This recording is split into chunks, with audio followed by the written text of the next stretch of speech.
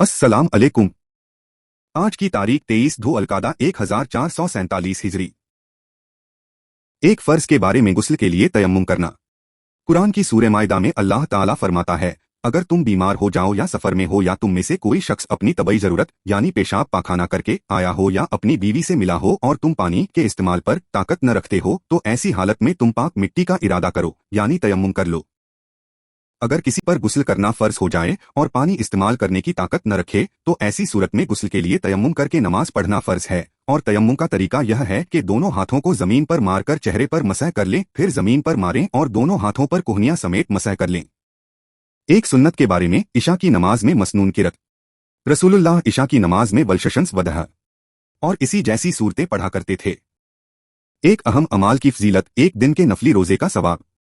रसूलुल्लाह सल्लल्लाहु अलैहि वसल्लम ने फरमाया, अगर कोई शख्स अल्लाह के वास्ते एक दिन का नफली रोजा रखे और उसके बदले में उसको सारी जमीन भरकर सोना रोजाना दिया जाए तो कयामत के दिन तक भी इस रोजे के सवाब का बदला अदा नहीं हो सकता। एक गुनाह के बारे में, इमाम से पहले सर उठाना। रसूलुल्लाह सल्लल्लाहु अलैहि वसल्लम ने फरमाया, क्या वह शख्स जो इमाम से पहले अपने सर को उठाता है इस बात से नहीं डरता कि अल्लाह ताला उसके सर को गधे का सर बना देगा या उसकी शक्ल गधे जैसी बना देगा। आखिरत के बारे में, क़यामत के दिन का अंदाज।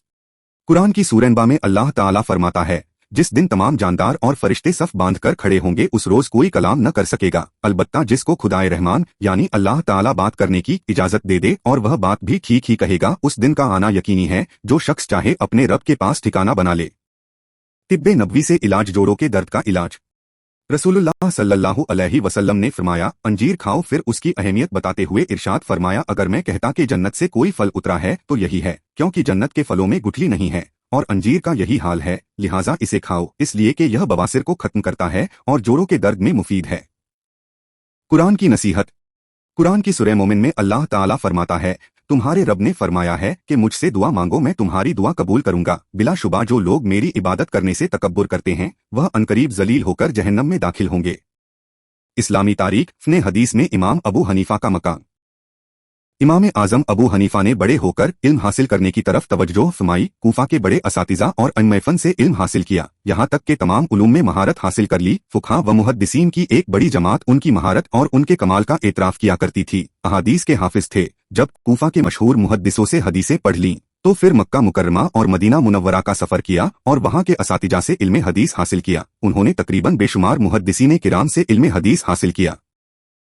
अल्लामा ज़हबी फरमाते थे, इमाम अबू हनीफा हदीस के माहिर थे, उनका शुमार हुफ़्फ़ाज़े हदीस में होता था। अहादीस के बाब में भी इमाम अबू हनीफा ने नुमाया कारनामा अंजाम दिया है। पहले सारी हदीसें मुख्तलिफ जगह फैली हुई थीं और हजारों झूठी हदीसें हुजूर की तरफ मंसूब हो गई थीं।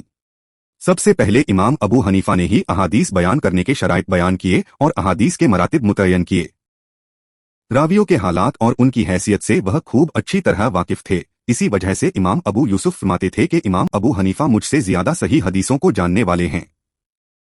देखने के लिए शुक्रिया। ये वीडियो हर रोज देखे और अपने रिश्तेदारों, बच्चों और दोस्तों से शेयर करे। वीडियो लाइक करे और चैनल को सब्सक्राइब करे और दीनी तालीम को आगे बढ़ाए।